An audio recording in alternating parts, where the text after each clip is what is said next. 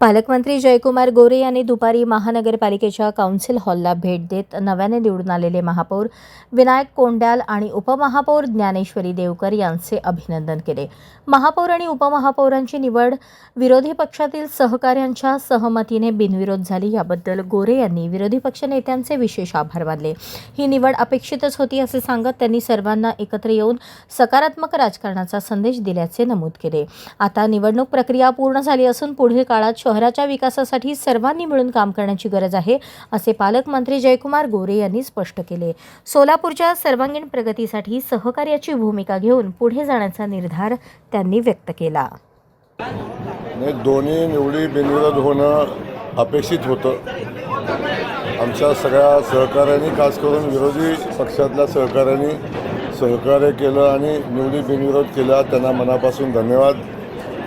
आणि आपल्या सगळ्यांना माहिती आहे की या ठिकाणी निवडणुकीच्या अनुषंगानं मतदान होणं अपेक्षितच नाही। एवढा मोठं बहुमत सोलापूर शहरातल्या जनतेनं भारतीय जनता पक्षाला दिलं आहे। 87 जागांचं बहुमत असताना मला वाटतं कुठली निवडणूक विरोधी पक्षानं लढावी असं बहुमत त्यांच्याकडे किंवा असं मतदान त्यांच्याकडे नाही आहे। त्यामुळं आता निवडणूक संपलेली आहे। आता शहराच्या विकासाच्या संदर्भातली भूमिका घेऊन आपल्याला पुढे जायला लागेल।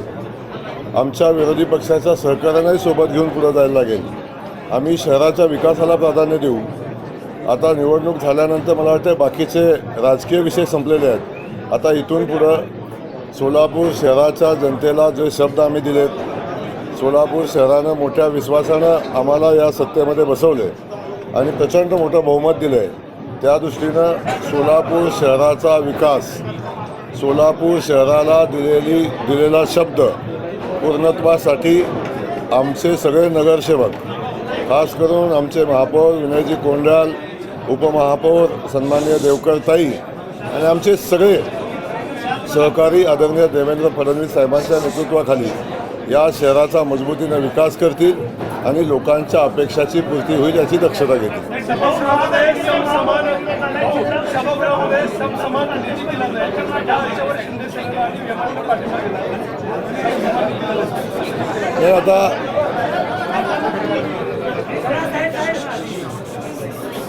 आता आपल्या सगळ्यांना माहिती आहे की सभागृहाचं कामकाज हे महापौर चालवत असतात आणि सभागृहामध्ये बहुमतानं निर्णय होत असतात।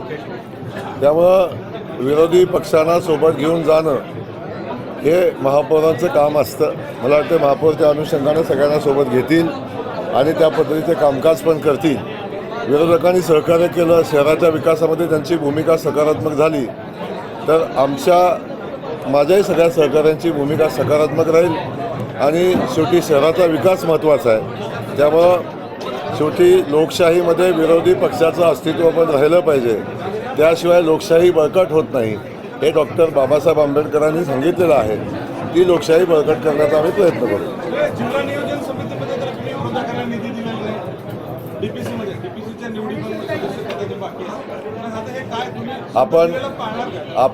आपण चुकीच्या माहितीच्या आधारे बोलत आहात।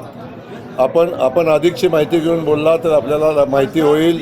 मी आपल्याला सांगतो की निधी सगळ्यांना दिलेला आहे।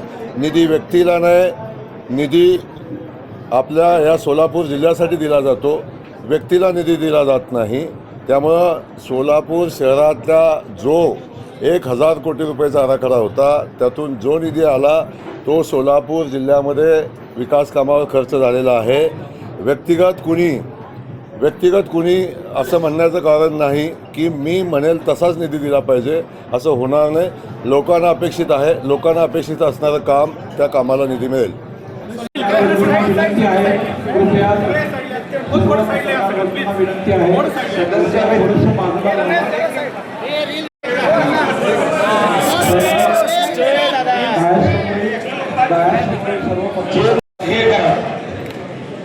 सर्वांना पत्रकार बंधूंना पण विनंती आहे की आपण एक साईडला इथले समोरचे सगळे समोरचे उभा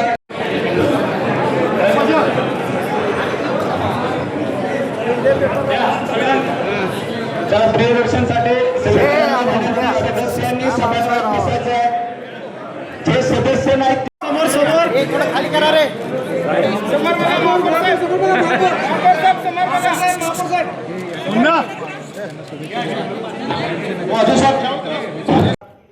सगळ्या सदस्यांनी शुभेच्छा दिल्यानंतर करावा.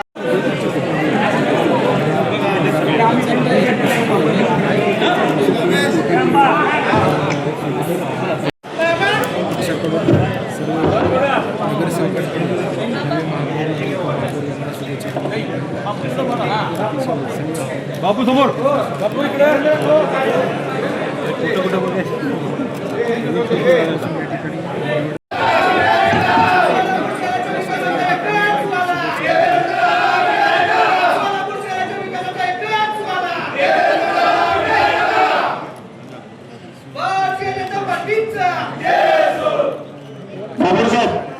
अभिनंदनाचे भाषण सुरू करावे याकरता परवानगी